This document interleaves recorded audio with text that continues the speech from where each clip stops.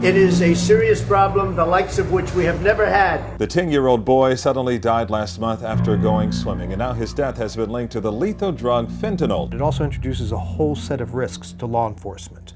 This Friday marks 1 year since the music legend's body was found in an elevator inside his Paisley Park complex. It would later be revealed that he died of an accidental fentanyl overdose. Law enforcement and first responders that are responding to overdose deaths that are at risk. Because we've already established that fentanyl and carfentanil, which are extremely potent, and particularly carfentanil, 1 dose or 2 doses or 3 doses, etc., of Narcan may not be enough.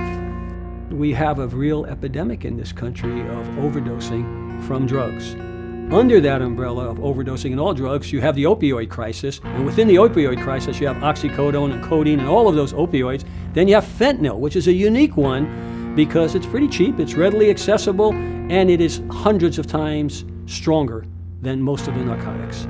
A fast-acting synthetic opioid, fentanyl was developed in 1960 and brought to market as an anesthetic named Sublamaze.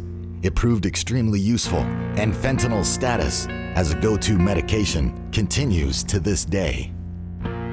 Oh, it's extremely effective. But initially, in the trauma room, in the emergency department, up in the ICU, after an operation or during an operation, fentanyl is our #1 drug to use. An opioid is a substance that binds to the opioid receptors in your body, primarily providing pain relief.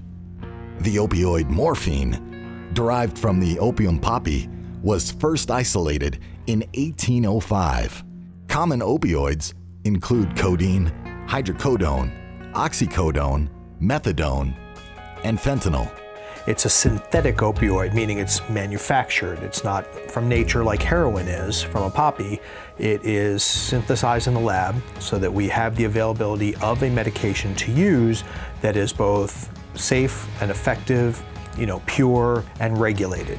It's unfortunate that in the history of law enforcement and all first response and EMS is that, every decade or so we go through these new drugs that come out there, whether it's LSD, PCP, street drugs that are out there that people use, prescription drugs that make it to the street and get sold, oxycodone, OxyContin, Tylenol and codeine, all of those type of things. And now there's a relatively new one out there, fentanyl.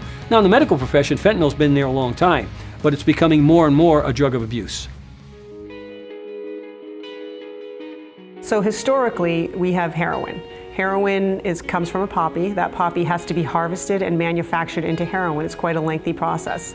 With this fentanyl, they can sell it as heroin, but in reality, it takes them maybe 1 day to manufacture fentanyl. So it's a lot easier, it's more cost effective for them, and they can charge a lot more. So the forms of fentanyl that we use, there is the intravenous that we use most commonly. There is a patch. We also have lollipops. The military is very quick to use those, and we use them for kids as well. There's also a crystalline form. That's usually the side of the house that's called illegal. Fentanyl is 100 times more potent than morphine and 50 times more than heroin. One of the things that people have to remember is any of the opioids, it doesn't matter if it's morphine, heroin, fentanyl, any opioid depresses your respiratory system, your ability to breathe. That's what kills people. It doesn't stop your heart all the time. Now, in a massive overdose, it can affect your heart, but it affects your ability to breathe, and that's what kills people. We use it in doses of generally anywhere from 25, 50, or 100 micrograms. Remember, 1 milligram is 1,000 micrograms. You come in contact with a milligram as what we call an opiate naive person, that's enough to overdose you big time. Because if you give that much to somebody, they're going to stop breathing. It's November of 2016 in San Diego, California. We were up on a long-term investigation monitoring some cell phones of a methamphetamine and cocaine distributor. We received information that a load was going to be leaving a particular residence, so we followed it away. We had the San Diego Sheriff's Department conduct a stop on the vehicle. Inside of the vehicle, they found 15 kilograms of what was suspected cocaine at the time. A search warrant executed at a house associated with the vehicle stop yielded an additional 60 pounds, over 90 pounds total. The problem was, that it wasn't cocaine. The issue with this particular seizure is that we don't even think that the crooks knew that it was fentanyl. They were cocaine and methamphetamine dealers. And this is what concerns DEA and should concern all law enforcement across the board, is that this stuff is coming across and could be sold as fentanyl, could be sold as cocaine. You could sell it as oxycodone, hydrocodone, and we have pill seekers going out thinking that they're possibly buying Xanax. They are not opioid users. They're seeking pills on the street, but they are not looking for an opioid. And we have made Xanax seizures that contain fentanyl. A critical change in mindset among law enforcement and first responders is essential in avoiding possible exposure. We can't just start cutting into bags because we think we purchase methamphetamine and we think we purchase heroin. We have to now be cognizant of the fact that even though it may contain heroin, meth, or cocaine, it could also contain fentanyl. Treat everything as it can be toxic. Make sure you have gloves on. Whether it's bales of marijuana, whether it is chemicals that are in cans that people are cooking something that you don't know, it's not important that you identify it then. You know, the cavalry will come and somebody will identify that. Most important thing you do is make the scene safe, keep people away from it, and let experts come and make the identification specifically. Recognizing the signs of opioid overdose is critical. Recognition is certainly one of the key factors. It doesn't matter which opioid. The problem is, again, that potency, which is how fast those bad side effects are going to happen. Respiratory depression, cold and clammy, the eyes go pinpoint, the pupils go pinpoint, which is a reaction to the opioid. But the thing that you really got to watch for, change in mental status, lethargy, weakness, slowed heart rate, slowed or very impaired ability to breathe. It's almost like somebody was giving you a paralytic, a drug that will chemically paralyze you, which means all of your body systems muscularly will no longer work.